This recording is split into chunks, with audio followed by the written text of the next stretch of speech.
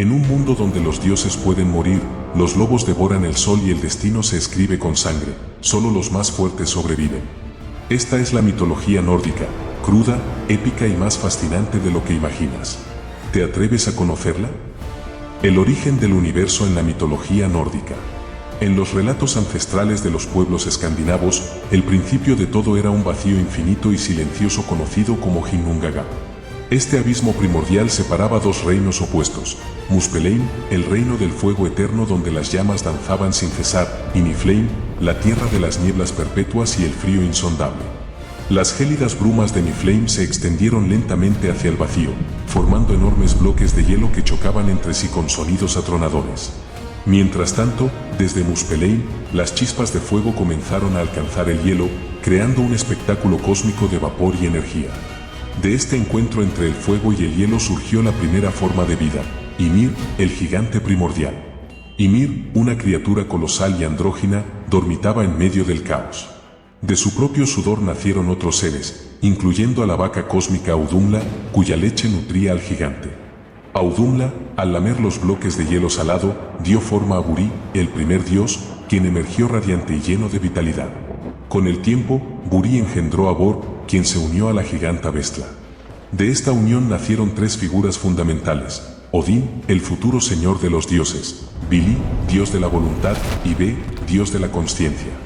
Estos tres hermanos, insatisfechos con el desorden reinante, conspiraron contra Ymir y lo asesinaron, utilizando su cuerpo para crear el mundo conocido. De la sangre de Ymir fluyeron los océanos, tan abundantes que ahogaron a casi todos los gigantes, excepto a Bergelmir y su esposa, quienes escaparon para fundar una nueva estirpe. Su carne se convirtió en la tierra fértil, mientras que sus huesos formaron las imponentes montañas. Su cráneo, sostenido por cuatro enanos llamados Nordri, Sudri, Austri y Vestri, se transformó en la bóveda celeste.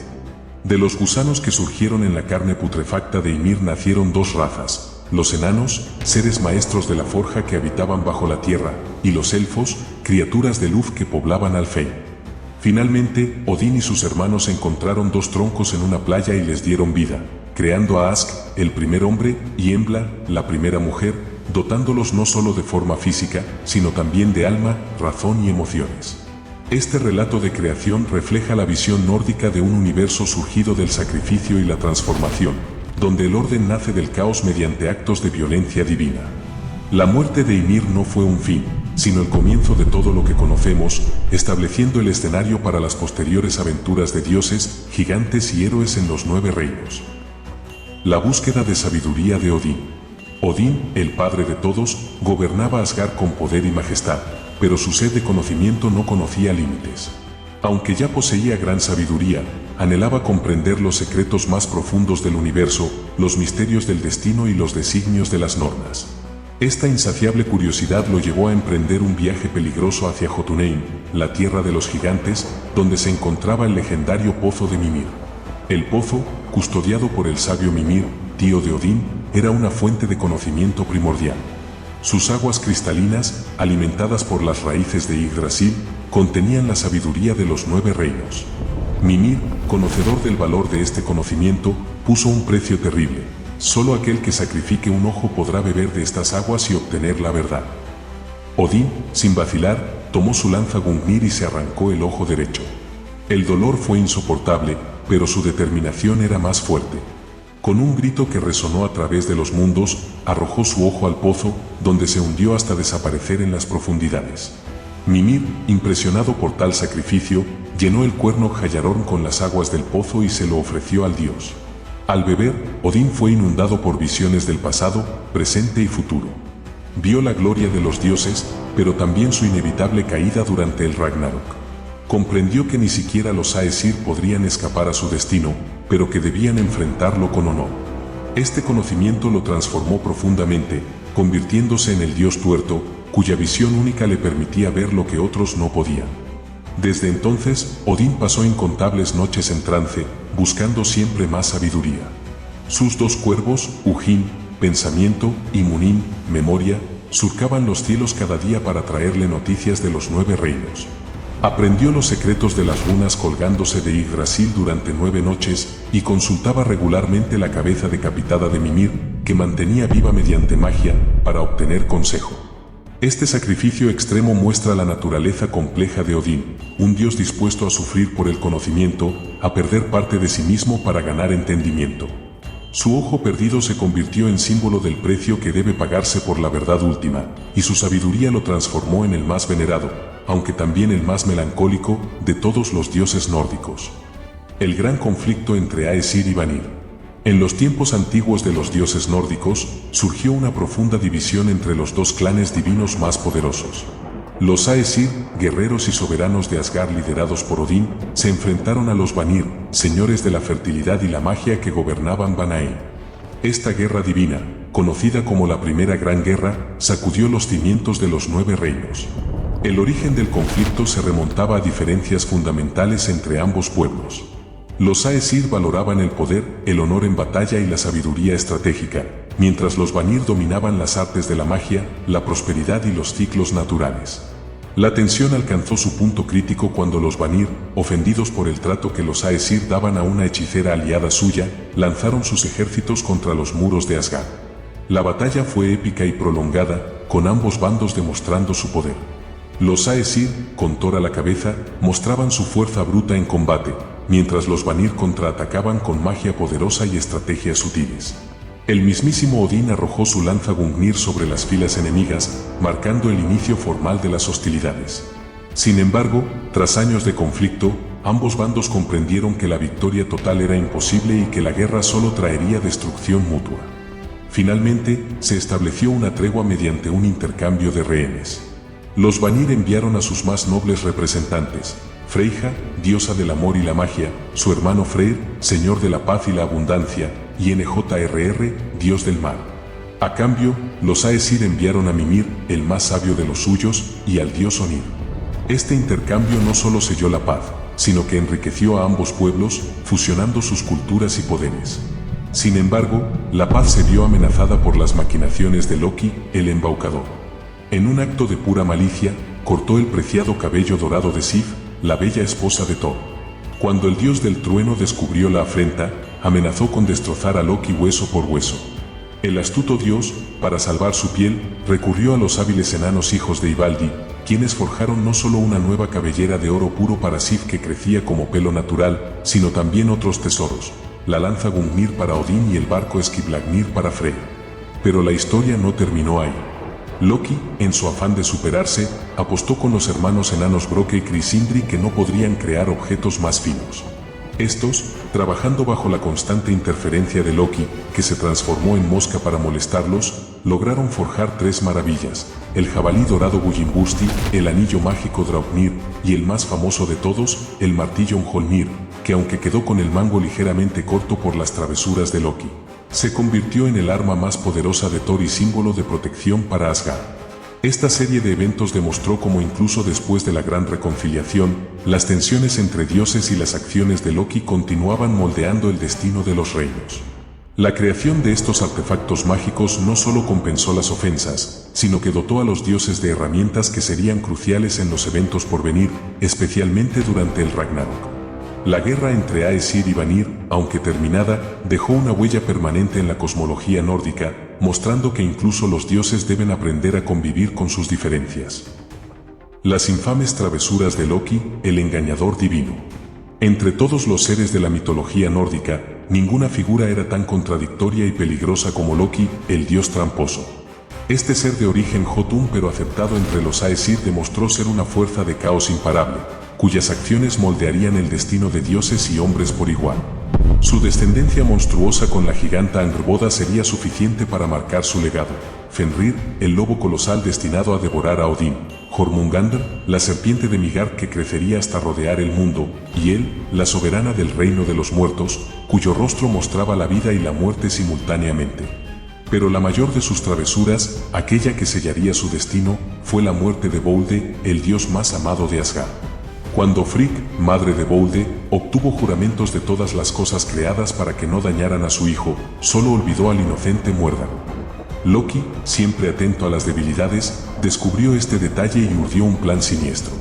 Convenció al ciego HR de que participara en el juego de los dioses, quienes se divertían lanzando objetos a Bolde para ver cómo nada podía herirlo. Con engañosas palabras y una flecha de muérdago que él mismo preparó, guió la mano de HR para asestar el golpe mortal. El dolor en Asgard fue inconmensurable. Los dioses, sumidos en la desesperación, enviaron a Hermod a negociar con él por el regreso de Bolde, pero el destino ya estaba escrito. Cuando descubrieron la traición de Loki, su furia no tuvo límites. El castigo fue tan cruel como poético. Usando las entrañas de su propio hijo Narfi, transformado en lobo por los dioses, ataron a Loki a 3 rocas en una caverna oscura. Sobre él colocaron a Skadi, la giganta, sosteniendo una serpiente venenosa cuyo goteo constante quemaría el rostro del tramposo por toda la eternidad. Solo su fiel esposa Sigyn permanecería a su lado, recogiendo el veneno en un cuenco, aunque cuando deba vaciarlo, las gotas que caigan harán retorcerse a Loki con tal violencia que provocará terremotos en Midgard. Este tormento eterno no sería el final de la historia de Loki. Las profecías decían que cuando llegara el Ragnarok, sus ataduras se romperían y lideraría las fuerzas del caos contra los dioses.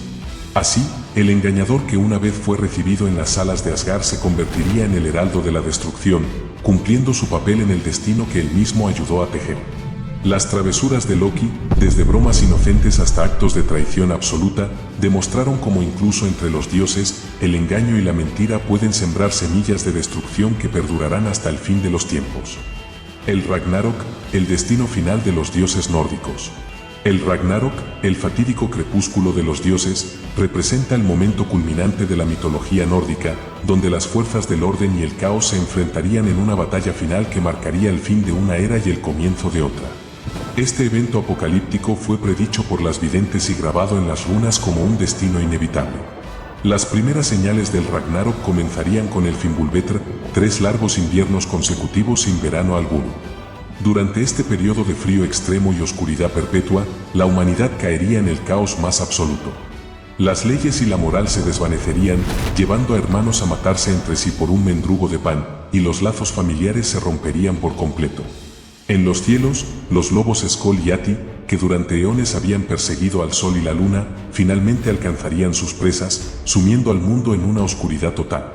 Con la desaparición de los astros celestiales, los grilletes que contenían a las fuerzas del caos comenzarían a romperse. El colosal lobo Fenrir se liberaría de sus ataduras, sus ojos brillando con sed de venganza contra los dioses que lo encadenaron.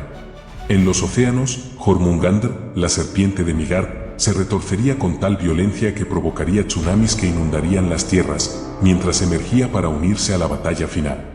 Desde las profundidades de Helheim, Loki lideraría un ejército de los muertos, aquellos que no fueron dignos del Valhalla, marchando hacia el campo de batalla en un barco construido con las uñas de los difuntos. En la llanura de Vigrid, los ejércitos se encontrarían para el enfrentamiento definitivo. Odín, el padre de todos, cabalgaría al frente de los Einherjar, los guerreros caídos del Valhalla, para enfrentarse a Fenrir. Aunque el sabio dios conocería su destino, lucharía con valentía hasta ser devorado por el lobo gigante. Sin embargo, su hijo Vidar, el dios del silencio y la venganza, tomaría inmediatamente el lugar de su padre, matando a Fenrir con sus poderosas manos. Thor, el protector de Midgard, buscaría su batalla pendiente con Jormungandr.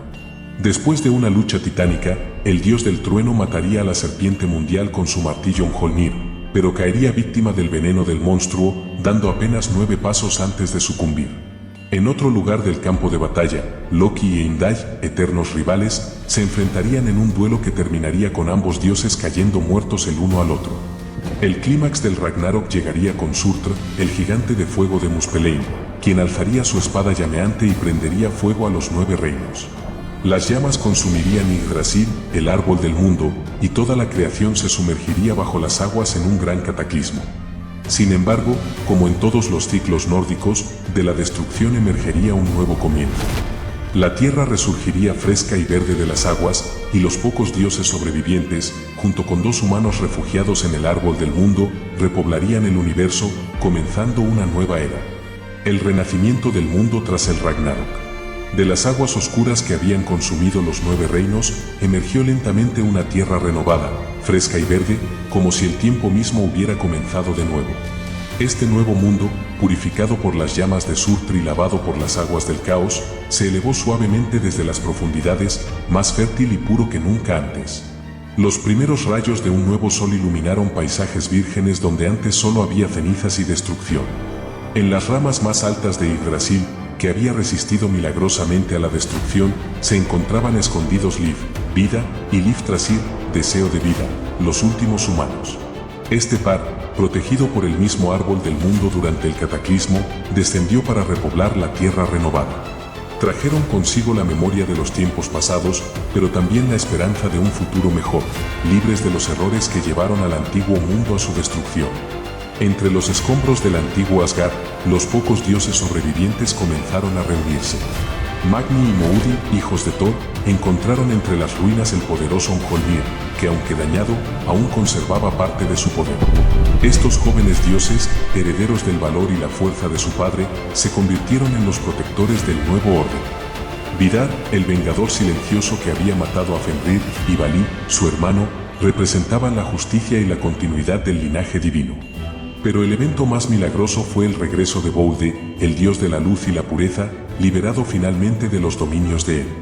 Junto a su hermano HR, reconciliado después de su trágico error, Boude emergió como el líder natural de esta nueva generación de dioses. Su presencia trajo consigo una era de paz y armonía nunca antes vista, donde el dolor y la traición del pasado quedaron finalmente superados. En este mundo renacido, los campos volvieron a ser fértiles sin necesidad de arado, los ríos fluyeron con aguas cristalinas y los animales regresaron a poblar los bosques. Las ruinas de los antiguos reinos se convirtieron en monumentos silenciosos que recordaban a las nuevas generaciones los peligros de la ambición desmedida y la importancia del equilibrio.